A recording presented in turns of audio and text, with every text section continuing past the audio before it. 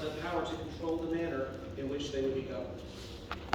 The Alabama Constitution explicitly adopts the separation of powers as a foundational principle structure in Alabama government.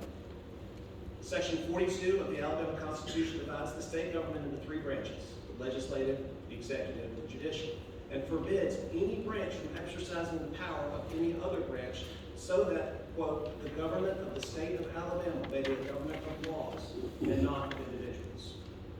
The peculiar thing about the Alabama Constitution is that while it separates governmental power, it provides for the primacy of one branch, the legislature.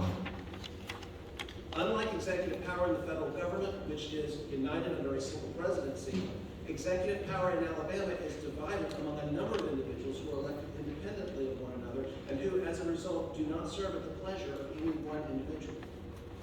The courts, of course, are the weakest branch of government by design, because as Alexander Hamilton pointed out in Federalist 78, they possess neither force nor will, merely judgment.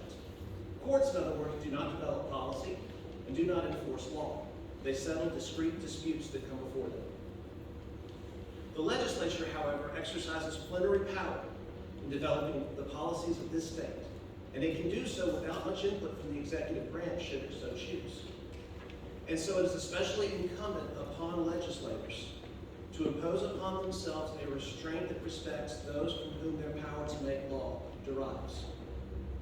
It is with respect to that necessary restraint that I will offer these observations and suggestions as you begin this new quadrennium. First, in my view, a good legislator always bears in mind that he or she is not speaking for himself or herself, but instead speaks and acts on behalf of his or her constituents.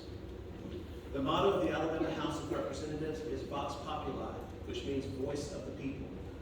I would humbly suggest to you that in exercising the legislative power, you do so not on behalf of your profession, not on behalf of your campaign contributors, not on behalf of any special interest or association, and not even on behalf of yourself and your personal preferences.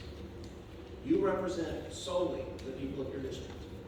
It is not a noble or a heroic or a statesmanlike thing to vote against the interests and wishes of the people of your district, no matter what anyone in Montgomery or anywhere else will tell you. You have one job and one job only: to be the voice of your people. Second, remember that every proposed law will restrict liberty in some manner. That's not always a bad thing. Speed limits, although they limit how fast one is permitted to go, allow us to travel more safely and are necessary for the free flow of commerce and industry.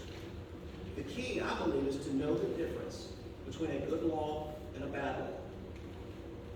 A bad law, in my view, is one that serves no real purpose or that constrains liberty in a manner that outweighs any benefit that might accrue from enactment of the law. It often proposes a solution in search of a problem. On the other hand, I would posit that a good law is one that advances a compelling governmental goal, but infringes liberty in the narrowest way possible to achieve that goal.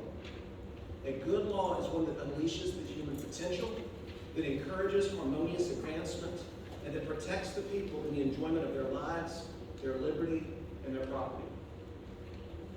The third suggestion I would make to you, and it's closely related to the second, is that it is not the job of the legislature to solve every perceived problem by passing a new law.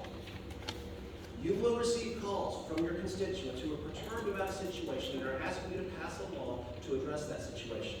But law does not exist to solve every problem of the human condition. Law should instead free us to solve problems for ourselves. A legislature that passes too many laws will soon find that it is governing a people with too little liberty.